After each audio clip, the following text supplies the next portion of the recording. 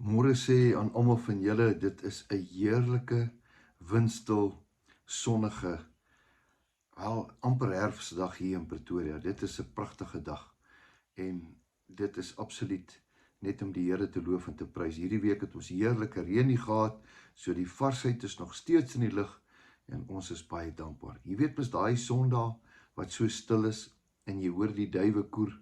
Nou ja, hier is hy vandag. Bietjie vroeër is gewoonlik, want ek en Leonora gaan so bietjie 'n gemeente besoek vanmôre en ons sien baie uit daarna. Nou ja, vanmôre het ek 'n woordjie op my hart. Hierdie week het ek oor Moses gepraat en ek het graag iets wat ek op my hart het wat ek vir julle wil deel. Maar kom ons bid saam. Ek het ook nagmaal hier. As jy ook nagmaal daar by jou het, sal dit goed wees. Kom ons bid saam. Hemelse Vader, baie dankie vir u woord. Dankie vir elke dag. Dankie dat ons vanmôre kon opstaan met nuwe krag. Dankie vir 'n nagrus. Dankie vir u liefde.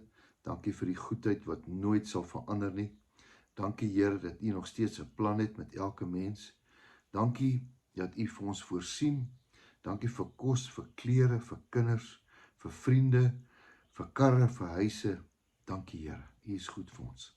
Here, vanmôre wil ek u dankie sê ook vir die woord. Dankie dat ek vanmôre hierdie geleentheid kan kry, dat ek gesond is en dat u my lippe en my stem kan gebruik. Here, ek kom in nederigheid na u toe en vra dat u my sal seën, ook met die gebruik van hierdie verbondsmaal, die nagmaal. Here, dat dit sal wees tot eer en verheerliking van u naam. Ons loof en prys u naam. Amen. Nou ja, nagmaal, verbondsmaal, ek weet nie wat jy dit wil noem nie, maar dit is amper Paastyd. Volgende naweek gaan ons bietjie Paasfees hou. Hierdie week gaan ek lekker gesels oor Paasfees en hoe belangrik dit is en wat dit eintlik beteken. Nou ja, ons gaan daarby uitkom maar. Afgelope ruk praat die Here met my nogal baie oor Moses. Hierdie gebreekte man, hierdie gebroke man, hierdie ou wat gebore is tussen, jy weet, hy's gebore en toe hy sy ma hom in 'n mandjie gesit en daar by die bussies en toe die koningin se dogter hom gesien en hulle het hom ingevat en grootgemaak deur sy ma. En alles wys net op een ding, hoe God 'n plan het. Ek wil eintlik praat daaroor, hoe God 'n plan het.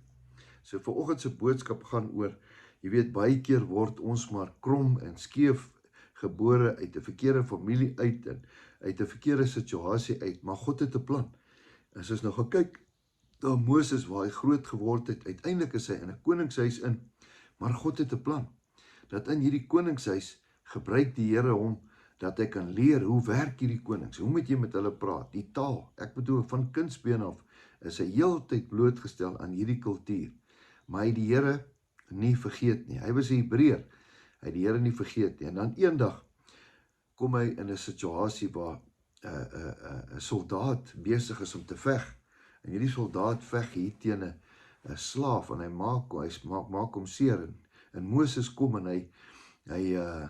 hy slaan hierdie man dood, en hy begrawe hom. Nou ja, en uiteinde van die storie is dat hy moes vlug uit hierdie land uit. Hy moes vlug uit Egipte uit. En dan kom hy uiteindelik by 'n plek waar hy in die woestyn is, en dan praat die Here met hom deur 'n brandende braambos, dan sê die Here vir hom, jy moet teruggaan na daai plek toe. Ek, Here, hulle wil my doodmaak. Nooit, daar's nie 'n manier nie, hoe gaan ek ooit dit doen? Ja, sê die Here, jy moet teruggaan, jy moet my volk gaan haal. 2,5 miljoen mense wat 400 jaar in slawerny is, jy moet hulle gaan haal. Nou ek gaan net 'n bietjie lees hierdie gedeelte vanmôre uit Eksodus 3 uit. Ek gaan lees uit Eksodus 3 uit, vers 23. En dan gaan ek kort gedeeltjie lees. Kom ons lees dit. En in daardie tyd het die koning van Egipte gesterwe. En die kinders van Israel, hulle was nou almal daar in daai land gewees, Egipte. En die kinders van Israel het gesug en geweeklaag vanweer die slawerny. Wat beteken dit? Hulle het baie swaar gekry. 400 jaar was hulle slawe, geen identiteit nie. Hulle het niks gehad nie. Hulle moes elke dag net werk vir die bietjie kossies wat hulle moes gekry het. Hy hoor nou mooi wat sê. En hulle het geroep om hulp oor hulle slawerny en het opgeklim tot God. Ek wil jy moet mooi hoor. en hulle geroep om hulp oor hulle slawerny, het opgeklim tot God toe. God hoor, hulle het geroep, Here, ons is slawe, Here asseblief, almal het geroep, en die Here het gehoor. Dink jy die Here het nie gesien nie? Maar die Here het gehoor. Die Here het gesien en die Here het gehoor. En God het hulle gekerm gehoor. Dis nog 'n harde woord, né? En God het hulle gekerm gehoor. En God het gedink aan sy verbond met Abraham, met Isak en ook met Jakob. God het gehoor. En God het alles waargeneem. En hy het gedink in daai verbond aan Abraham. En God het Israel aangesien en God het hulle geken. God het kennis geneem van wat hulle gedoen het. God het kennis geneem van hulle rou in hulle harte. Verskoning, jy moet onthou, hulle was daai tyd, was hulle juis in slawerny, omdat hulle afgewyk het van die Here. En nou kom hulle in hulle roepie op die Here, 400 jaar daarna. Here, hoor ons gebede, asseblief, help ons. En dan kyk God, en God hoor dit. En dan kies hy vir Moses, interessant, vir Moses van alle mense, hierdie ou wat 'n moordenaar was. En dan hoor jy, ek gaan gou net miskien hierdie stukkie vir jou lees, ons het so 'n bietjie tyd vanmôre, die roeping van Moses. Eksodus 3, en Moses het die kleinvee opgepas van sy skoonvader, Jethro, en hy die kleinvee agter die woestyn gedryf het, kom hy by die berg van God Horeb. Daarop verskyn 'n engel van die Here aan hom in 'n vuurvlam uit 'n doringbos. 'n brand, die doringbos het in die vuur gebrand, die brand die doringbos in die vuur, maar die doringbos word nie verteer nie. Skielik daarby is, hier kom hierdie brand. En Moses sê, laat ek tog nader staan en kyk, wat gebeur hier? Waarom die doringbos dan nie verbrand nie? Toe die Here sien dat hy nuuskierig nader kom, roep God na hom en sê vir hom, Moses, Moses, en hy antwoord. En hy sê, moenie nader kom nie, trek die skoene van jou voete af, want die plek wat jy staan is heilige grond. Verder sê hy, ek is die God van jou vader, die God van Abraham, God van Isak en Jakob. En toe het Moses sy aangesig verberg, want hy was bevrees om God te sien. Nou, ek gaan bietjie in hierdie week daaroor ook verder praat. Hierdie is vir my 'n baie pragtige stuk. God kom en hy hoor die absolute verslaandheid, hy hoor die gebrokenheid van hierdie volk. En dan gaan hy, ek wil jy moet hoor, hy hoor en dan het hy 'n plan. En dan kies hy iemand. Baie interessant, ons gaan verder lees dat hierdie man kom en God roep hom en dan sê hy vir Here, maar ek kan nie praat nie. Here, ek hakkel. En dan sê die Here, maar ek het jou mond gemaak. Hoekom? Want God het 'n plan. Ek wil hê vanmôre jy moet hoor, God het 'n plan. God het 'n plan. En dan dink God ook terug aan sy verbond wat hy gehad het met Abraham. Kan ek vanmôre vir julle sê dat God se plan en God se verbond met Abraham is nog steeds vandag tot toepassing. Hoe praat jy nou? Jy's reg. Ek en jy is ingeënt deur Jesus met die verbond van Abraham. Daarom sal God ons gebede hoor. Ek en jy is nie weggooi kinders nie. Ek en jy is nie so gemaak en laat staan nie. Nee, wanneer God vandag aan ons dink, dink hy aan Jesus. Hy dink aan Abraham. God het 'n verbond gehad, hy kan nie lieg nie. God is nie 'n mens dat hy kan lieg nie. Daarom wil ek vandag jou moed gee. Miskien is jy ook daar waar hierdie volk was, gebroken, eenkant, slawe, absoluut geen hoop nie. En dan roep hulle, en dan kyk God, en dan hoor God, en dan dink hy aan sy verbond wat hy gehad het met Abraham.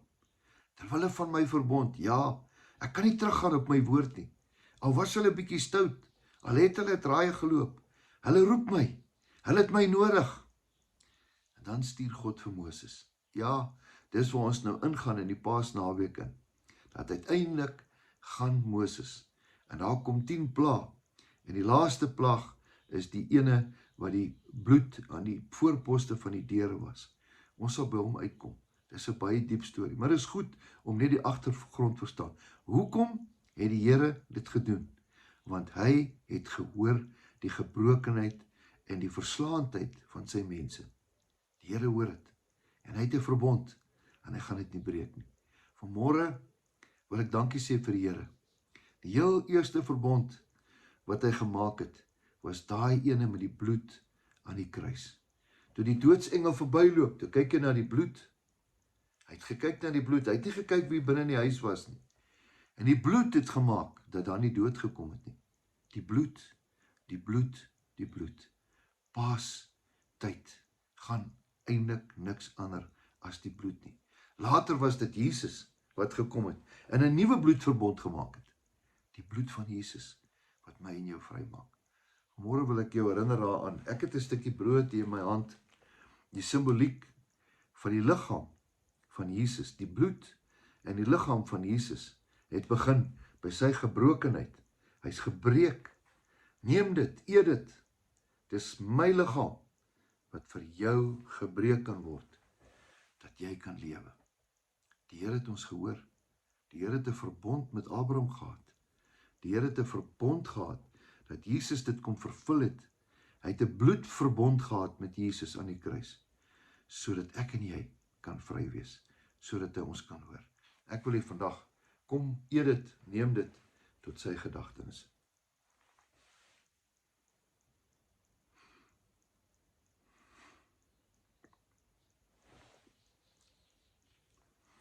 En dan die wyn. Dit is my bloed. Simboliek.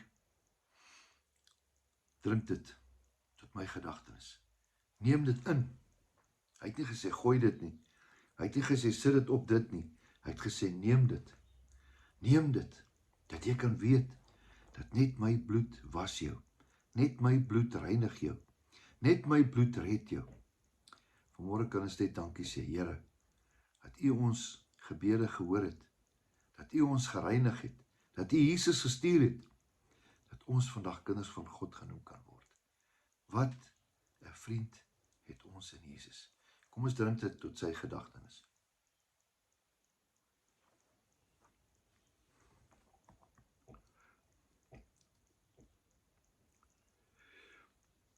Hemelse Vader, baie dankie dat U 'n plan het. Here, U het 'n plan gehad met Moses. U het 'n plan gehad met Abraham. U het 'n plan gehad met Dawid. Ja, Here, U het 'n plan gehad met Jesus. Want so lief het God die wêreld gehad, dat hy Jesus gestuur het, sy enigste seun, sodat elkeen wat in hom glo, nie verlore sal gaan nie, maar die ewige lewe sal hê. Here, vanmôre sê ons net dankie. Dankie dat U gekom het om ons te red. Ons loof en ons prys U. Amen. Mag jy 'n wonderlike, geseënde dag hê. Weet dat Jesus jou onbeskryflik baie liefhet en dat God 'n verbond het teenoor homself, dat hy ons nooit sal begewe en ons nooit sal verlaat. Onthou, jou beste lê voor.